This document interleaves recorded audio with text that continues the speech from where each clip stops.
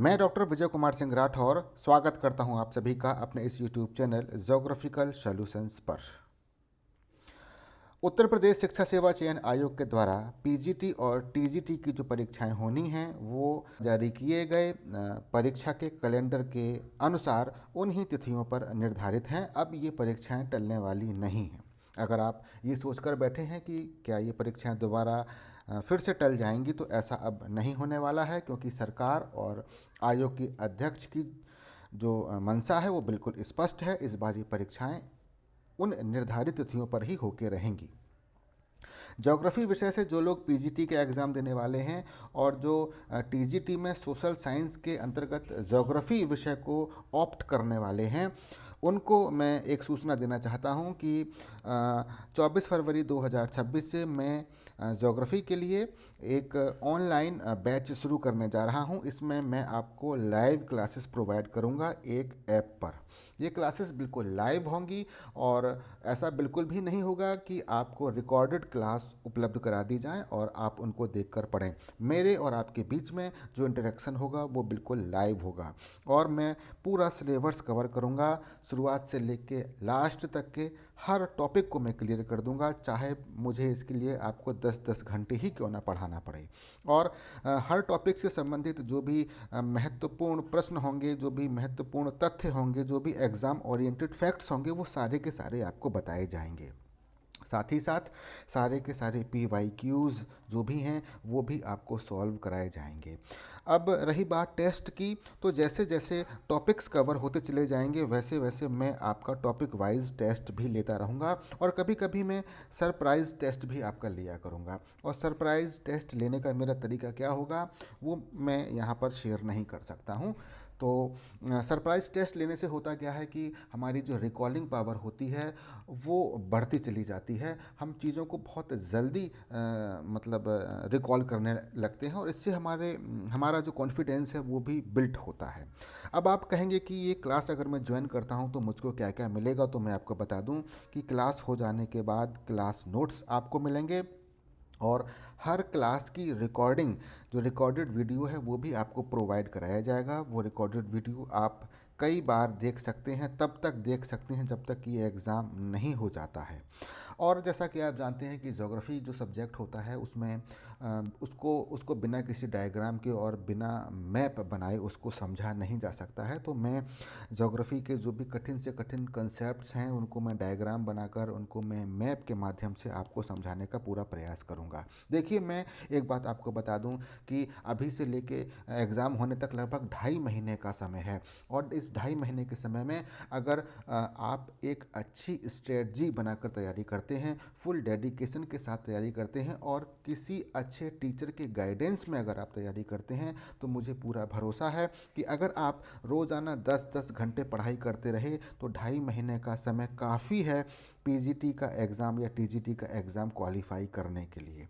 लेकिन आपको एक अच्छे गाइडेंस की ज़रूरत है और इसके लिए आपको मेरा ये जो ऑनलाइन बैच है इसको आपको ज्वाइन करना पड़ेगा, जो कि 24 फरवरी 2026 से स्टार्ट हो जाएगा। और अदर इन्फॉर्मेशंस के लिए मैंने यहाँ पर आपको एक नंबर प्रोवाइड किया हुआ है। इस नंबर पर आप व्हाट्सअप मैसेज कर सकते हैं, आप कॉल भी कर सकते हैं। बाकी की जो फॉर्मेलिटीज़ हैं वो आपको इस नंबर से पता चल जाएंगी। अब आते हैं आज अपने टॉपिक पर। इस वीडियो लेक्चर में मैं आपको ज्योग्राफिकल थॉट के जो शुरुआत के जो 2-3 चैप्टर्स हैं उनमें से सबसे इम्पॉर्टेंट 20 क्वेश्चंस प्रोवाइड कराने जा रहा हूं। ये क्वेश्चंस बहुत इम्पॉर्टेंट हैं और इनमें से कोई ना कोई क्वेश्चन आपको आपके क्वेश्चन बुकलेट में मिलना तय है। जैसे ये जो पहला क्वेश्चन है, ये क्वेश्चन है अज्ञात देश की संकल्पना निम्न में से किसके द्वारा दी गई थी? स्ट्रैबो के द्वारा, एराटोस्थनीज के द्वारा, प्लिनी के द्वारा या टॉलमी के द्वारा? तो आपको पता होना चाहिए कि ये जो अज्ञात देश की संकल्पना है इसको बोला जाता है टेरा इनकॉग्निटा। अज्ञात देश को बोला जाता है टेरा इनकॉग्निटा। इंग्लिश में मैं लिख देता हूँ TERRA, टेरा इनकॉग्निटा। ये आपको पता होना चाहिए। यहाँ तो मैंने लिख दिया कि अज्ञात देश की संकल्पना। अगर ये पूछ ले कि टेरा इंकॉग्निटा का जो कंसेप्ट है वो किसने दिया था, तब आप क्या करेंगे। इसलिए हिंदी और इंग्लिश दोनों ही शब्दों की आपको जानकारी होनी चाहिए। अब रही बात क्वेश्चन की कि ये जो अज्ञात देश की संकल्पना है वो किसके द्वारा दी गई थी, तो इस क्वेश्चन का सही आंसर है कि अज्ञात देश की संकल्पना टेरा इंकॉग्निटा के बारे में टॉलेमी ने बताया था। और टॉलेमी एक रोमन जोग्राफर थे, ये भी आपको क्लियर होना चाहिए। जो भी जोग्राफर्स आप पढ़ रहे हैं जोग्राफिकल थॉट में, उनके बारे में ये आप ज़रूर जान लीजिएगा कि वो कहाँ से बिलोंग करते हैं। जैसे कि टॉलेमी जो हैं वो एक रोमन जोग्राफर हैं। इसके बाद हम अगले क्वेश्चन को देखेंगे। अगला क्वेश्चन है कि निम्नलिखित भूगोलवेत्ताओं का सही कालानुक्रम क्या होगा। यहाँ पर 4 जोग्राफर्स के नाम दिए हुए हैं और पूछा जा रहा है कि इनको क्रोनोलॉजिकल ऑर्डर में अरेंज करना है। तो देखिए इस तरीके के क्वेश्चंस भी पूछे जाते हैं, जैसे कि 4-5 जोग्राफर दे देंगे, जो जो जो यूनानी भूगोलवेत्ता है वो 4-5 आपको ऐसे दे देंगे और कहेंगे कि आप इनको क्रोनोलॉजिकल ऑर्डर में अरेंज करिए। ऐसे सवाल बहुत ज़्यादा पूछे जाते हैं, तो ये आपको याद करना पड़ेगा, समझना पड़ेगा। ये जो थेल्स हैं, थेल्स एनेक्सीमेंडर के गुरु रहे हैं और एनेक्सीमेंडर थेल्स का शिष्य था। तो इसका मतलब है कि सबसे पहले थेल्स हुए होंगे और उसके बाद एनेक्सीमेंडर हुए होंगे।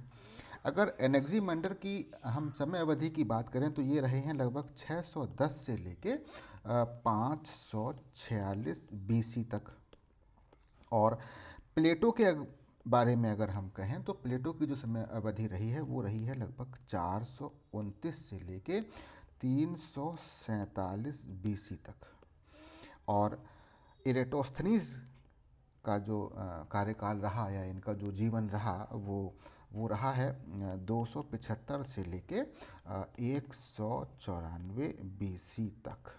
तो इस तरीके से आप देख रहे हैं कि सबसे पहले थेल्स, फिर एनेक्सीमेंडर, उसके बाद प्लेटो आते हैं और प्लेटो के बाद इन चारों में जो सबसे लेटेस्ट हैं वो हैं इरेटोस्थनीज, है ना। तो अब जैसे कि थेल्स जो हैं वो तीसरे ऑप्शन पे दिए हुए हैं, एनेक्सीमेंडर दिए हुए हैं पहले ऑप्शन पर, प्लेटो दिए हुए हैं दूसरे ऑप्शन पर और इरेटोस्थनीज दिए हुए हैं चौथे ऑप्शन पर। तो 3 1 2 4, 3 1 2 4, इस तरीके से इस क्वेश्चन का सही आंसर है ऑप्शन सी। अगला क्वेश्चन बहुत अच्छा क्वेश्चन है और कई बार पूछा गया है, बहुत ही पॉपुलर क्वेश्चन है। सभी को मतलब ज्योग्राफी में सभी लोग इस क्वेश्चन को बहुत ही आसानी से सॉल्व कर लेते हैं। एक बुक है, उस बुक का नाम है द जोग्राफी ऑफ पुरानाज। इस बुक के राइटर कौन है, ये बुक किसने लिखी है, तो हमेशा याद रखिएगा कि जोग्राफी ऑफ पुरानाज ये जो बुक है इसके राइटर हैं SM अली। इसी तरीके से अगला क्वेश्चन है कि भूगोल का पिता किसे कहा जाता है ना। तो भूगोल का पिता जो हैं वो कौन है, एनेक्सीमेंडर हैं, हिकेटियस हैं, हेरोडोटस हैं या थेल्स हैं। तो ये तो बहुत ही आसान सवाल है, पूछा भी जा सकता है, सिंपल सिंपल क्वेश्चन पूछे जाते हैं। लेकिन होता क्या है कि जब हम एग्ज़ाम दे रहे होते हैं तो इतने घबराए होते हैं, इतना अधिक घबराहट होती है हमारे अंदर कि हम कंफ्यूज हो जाते हैं। तो कहीं हम भूगोल का पिता कहने लग जाते हैं हेकेटियस को, कभी हम भूगोल का पिता कहने लग जाते हैं हेरोडोटस को। तो कन्फ्यूज़न हो जाता है क्योंकि सब एक जैसे नाम नज़र आते हैं। तो मैं आपको बता दूं कि भूगोल के जो पिता हैं वो हैं हेकेटियस, और ये जो हेरोडोटस हैं ये इतिहास के पिता कहे जाते हैं। इसी तरीके से अगला क्वेश्चन है कि विश्व का प्रथम मानचित्र निर्माता कौन है जिन्होंने विश्व का पहला मानचित्र बनाया था। क्या टॉलमी ने बनाया था, थेल्स ने बनाया था, एनेक्सीमेंडर ने बनाया था या हेकेटियस ने बनाया था। तो आप जब बुक्स पढ़ते हैं तो आपने एनेक्सीमेंडर के बारे में पढ़ा होगा और आपने पढ़ा है कि एनेक्सीमेंडर ऐसे व्यक्ति थे जिन्होंने मापक के आधार पर विश्व का पहला मानचित्र बनाया था। तो विश्व का पहला मानचित्र बनाने वाले थे मापक के आधार पर, स्केल के आधार पर, और वो थे एनेक्सीमेंडर। इसी तरीके से अगला क्वेश्चन भी बहुत अच्छा क्वेश्चन है, एक्यूमेन। ये एक्यूमेन होता क्या है अभी मैं आपको समझा दूंगा, लेकिन क्वेश्चन में पूछा जा रहा है कि एक्यूमेन शब्द का प्रयोग किसने किया। हिकेटियस ने किया, हेरोडोटस ने किया, एराटोस्थनीज ने किया या सुकरात ने किया। तो सबसे पहले हम जानते हैं कि एक्यूमेन होता क्या है। देखिए एक्यूमेन का मतलब होता है, मैं यहाँ लिख देता हूँ, रहने योग्य विश्व, रहने योग्य विश्व, या ये कहा जाए सीधा सीधा कि ऐसी जगह जो कि रहने योग्य हो। अब जैसे कि आप जानते हैं कि जो अंटार्कटिका महाद्वीप है वहाँ पर आदमी रह नहीं सकता, तो वो एक्यूमेन नहीं कहलाएगा। तो जहाँ जहाँ पर आदमी रहता है ऐसे स्थानों को एक्यूमेन कहा गया। तो ये जो एक्यूमेन शब्द है वो किसके द्वारा दिया गया है, तो आप जान लीजिए कि एरेटोस्थनीज के द्वारा सबसे पहले एक्यूमेन शब्द का प्रयोग किया गया था। इसके बाद अगला क्वेश्चन है क्वेश्चन नंबर 7। बड़ा अच्छा क्वेश्चन है, खूब पूछा गया है और पीजीटी के लिए बहुत इंपॉर्टेंट है। ये जो एक बुक है, बुक का नाम है जेस पीरियड्स। अब जेस पीरियड्स का मतलब क्या होता है, पृथ्वी का वर्णन। ये भी पूछा जा सकता है आपसे कि जेस पीरियड्स का मतलब क्या होता है, तो 4 ऑप्शन दे सकते हैं, पृथ्वी का वर्णन, चंद्रमा का वर्णन, सूर्य का वर्णन। तो आपको पता होना चाहिए कि जेस पीरियड्स का मतलब होता है पृथ्वी का वर्णन। अब देखिए एग्जैक्ट ट्रांसलेशन नहीं हो रहा है, तो ये जो जेस पीरियड्स है ये किसी दूसरी भाषा का शब्द है। तो अगर ये इंग्लिश का शब्द होता तो यहाँ पर लिखा होता अर्थ, लेकिन यहाँ अर्थ नहीं लिखा हुआ है। तो ये आपको याद रखना पड़ेगा कि जेस पीरियड्स का मतलब होता है पृथ्वी का वर्णन। अब ये जो बुक है जेस पीरियड्स, ये किसने लिखी है, बहुत ही पॉपुलर बुक है, बहुत ही पॉपुलर क्वेश्चन है, बहुत ही आसान क्वेश्चन है। ये जो जेस पीरियड्स बुक है ये लिखी हुई है हिकेटियस ने। ये भी एक यूनानी भूगोलवेत्ता थे हिकेटियस। इन्होंने ये जेस पीरियड्स पृथ्वी का वर्णन नामक बुक लिखी है। मैं इसका इंग्लिश में भी नाम लिख देता हूँ, GES जेस, PERIODS जेस पीरियड्स। इंग्लिश में भी आपको पता होना चाहिए। एक्चुअली ये जो बुक है इसको रीजनल ज्योग्राफी का, प्रादेशिक भूगोल का पहला ग्रंथ माना जाता है। मतलब ये जो बुक है वो प्रादेशिक भूगोल का पहला ग्रंथ माना जाता है। ये भी आपसे पूछा जा सकता है कि प्रादेशिक भूगोल का पहला ग्रंथ कौन है, तो आप बताइएगा कि प्रादेशिक भूगोल का पहला ग्रंथ है जेस पीरियड्स। मैं यहाँ पर लिख भी देता हूँ ताकि आपको याद बना रहे। प्रादेशिक भूगोल का पहला ग्रंथ या पहली किताब। तो हिकेटियस वो व्यक्ति थे जिन्होंने प्रादेशिक भूगोल का पहला ग्रंथ या पहली किताब लिखी जिसका नाम है जेस पीरियड्स।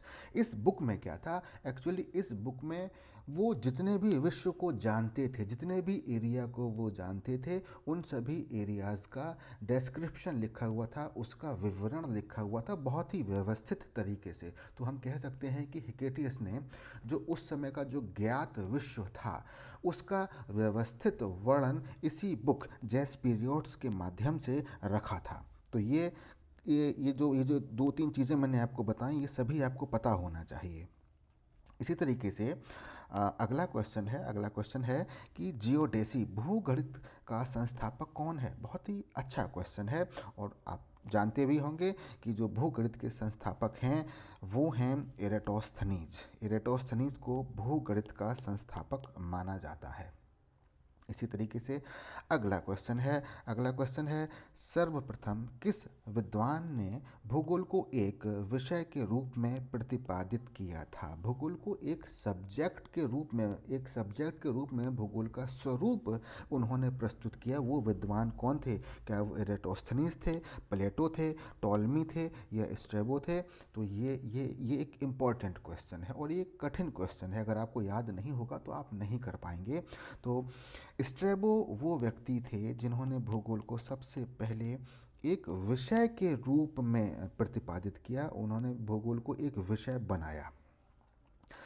अगला क्वेश्चन है क्वेश्चन नंबर 10। इसमें कहा जा रहा है कि एक कथन दिया हुआ है कि भूगोल वह उत्कृष्ट विज्ञान है जो आकाश में पृथ्वी की छाया देखता है। ये कथन किसने कहा, ये आपको पता होना चाहिए। बहुत ही अच्छा स्टेटमेंट है और बहुत ही एक पॉपुलर जोग्राफर रहे हैं जिन्होंने ये स्टेटमेंट दिया है। अब ये आपको बताना है कि वो जोग्राफर कौन है, क्या वो अरस्तू हैं, क्या वो टॉलमी हैं, प्लिनी है या वो स्ट्रेबो हैं।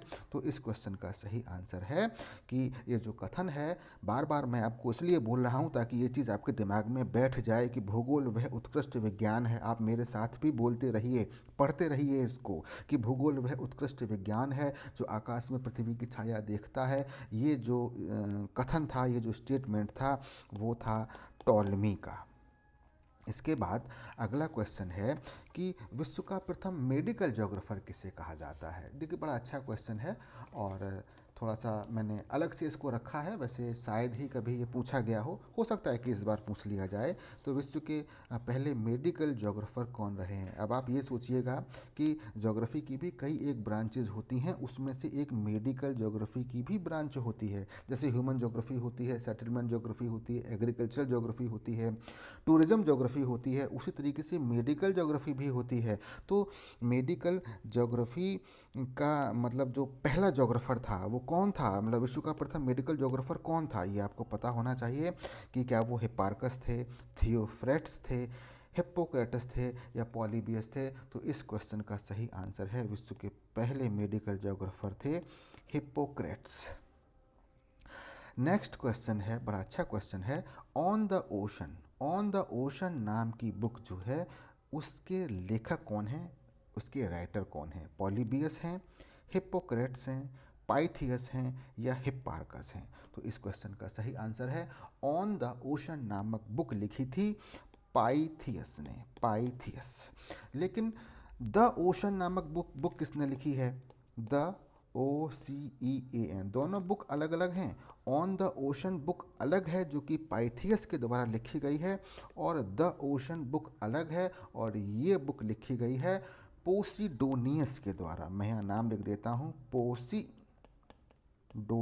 ये बुक लिखी गई है पोसिडोनियस के द्वारा। तो दोनों किताबों में कोई भी पूछा जा सकता है। अब देखिए कितना कन्फ्यूज़न है, एक तरफ है ऑन द ओशन और एक तरफ है द ओशन। बस एक के आगे ऑन लगा हुआ है और दूसरी के आगे ऑन नहीं लगा हुआ है। और इनको लिखने वाले जो जोग्राफर्स हैं उनके नाम भी बड़े अजीब से हैं और बड़ा एक से दिखते हैं, पाइथियस या पोसिडोनियस। तो कन्फ्यूज़न क्रिएट हो सकता है, तो इसलिए इन चीज़ों को बार बार रिवाइज करने की आवश्यकता है। मैं आपको पढ़ा रहा हूँ, आप मेरे साथ ही बोलते जाइए कि ऑन द ओशन नाम की बुक लिखी गई है पाइथियस के द्वारा और द ओशन बुक लिखी गई है पोसिडोनियस के द्वारा। इसी तरीके से क्वेश्चन नंबर 13 कि अवसादों के जमाव के आधार पर पृथ्वी की आयु की गणना किसने की। ये जो सेडिमेंट्स होते हैं, ये जो सेडिमेंट्स नदियों में जमा होते हैं और इन सेडिमेंट्स के आधार पर इनकी जो परतें जमा होती हैं, उन परतों के जमाव के आधार पर पृथ्वी की एज किसने कैलकुलेट की थी। ये भी अच्छा क्वेश्चन है और ये आपको पता होना चाहिए कि अवसादों के जमाव के आधार पर पृथ्वी की आयु की गणना करने वाले जो व्यक्ति थे वो थे हेरोडोटस। अगला क्वेश्चन है क्वेश्चन नंबर 14। एक बुक का नाम है, खूब मतलब पॉपुलर क्वेश्चन है ये, खूब पूछा भी गया है, अभी भी पूछा जाएगा कि ज्योग्राफिक सिंटैक्सिस, इस बुक के लेखक कौन हैं। क्या वो प्लिनी हैं, टॉलमी हैं, स्ट्रैबो हैं या हिकेटियस हैं। तो आपको पता होना चाहिए कि ज्योग्राफिक सिंटैक्सिस, ज्योग्राफिक सिंटैक्सिस, बार बार इसको दोहराइए, ज्योग्राफिक सिंटैक्सिस नाम की जो बुक है, इस बुक को लिखने वाले कोई और नहीं, सिर्फ टॉलमी हैं। क्वेश्चन नंबर 15 कह रहा है कि अरब भूगोल का पिता किसे कहा जाता है। Who is the father of Arabian geography, है ना। क्या वो इब्न सीना हैं, इब्न हकल हैं, अल मसूदी हैं या अल इदरसी हैं। अब ये जो अरेबियन जोग्राफर्स हैं इनमें, इनके नामों में बड़ा ही मतलब एक जैसे नाम नज़र आते हैं। तो बहुत ही एग्ज़ाम में जब आप दे रहे हों और कभी भी बाई चांस अरब जोग्राफर्स के नाम आ जाएं तो थोड़ा सा धैर्य के साथ ही आप अपने ऑप्शन का चयन करिएगा, क्योंकि सब नाम एक जैसे लगते हैं। तो जो अरब जोग्राफ़ी है, जो अरब भूगोल के जो पिता हैं वो हैं आपके इब्ने सीना, इब्ने सीना। इसी तरीके से अगला क्वेश्चन भी बहुत अच्छा क्वेश्चन है, ये भी बुक जो है कई बार पूछी जा चुकी है कि गोल्डन मीडोज़, ये जो गोल्डन मीडोज़ नाम की ये जो बुक है ये किसके द्वारा लिखी गई है। तो इस बुक को लिखने वाले ना तो अल मकदसी हैं, ना ही इब्न बतूता हैं, ना ही इब्न खालदून हैं। इस बुक को लिखने वाले जो अरब भूगोलवेत्ता हैं वो हैं अल मसूदी। ठीक है, तो इस तरीके से गोल्डन मीडोज़ बुक किसने लिखी है? अल मसूदी ने, न कि अल मकदसी ने। किसने लिखी है? अल मसूदी। ये आप याद कर लीजिए। ज़्यादातर चीज़ें आपको याद ही करनी पड़ेंगी, नहीं तो आप क्या होंगे कि एग्ज़ाम में जब आप जाएंगे तो आप अल मसूदी और अल मकदसी में कंफ्यूज हो जाएंगे। तो कुछ चीज़ें बिना रटे याद नहीं होती हैं। इसी तरीके से क्वेश्चन नंबर 17 है, the idea of landscape erosion, स्थल रूप के अपरदन का विचार किसके द्वारा प्रस्तुत किया गया था? बड़ा अच्छा क्वेश्चन है। सबसे पहले कौन ऐसा व्यक्ति था जिसने ये बताया था कि लैंडस्केप का इरोजन होता है? इसको बोला जाता है स्थल रूप के अपरदन का विचार। एक उन्होंने आइडिया दिया। तो ये आपको, ये भी एक अरेबियन जोग्राफर हैं। ना ही ये इब्न खालदून हैं, ना ही ये अल बल्खी हैं, ना ही ये अल मसूदी हैं।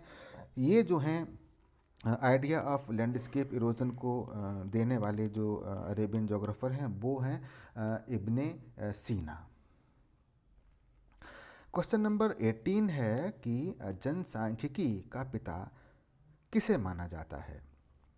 अल इदरिसी को, इब्न बतूता को, इब्न खालदून को या अल मकदसी को? तो आपको पता होना चाहिए, ये भी क्वेश्चन बहुत इंपॉर्टेंट है, कि जनसांख्यिकी का पिता कहा जाता है इब्ने खालदून को।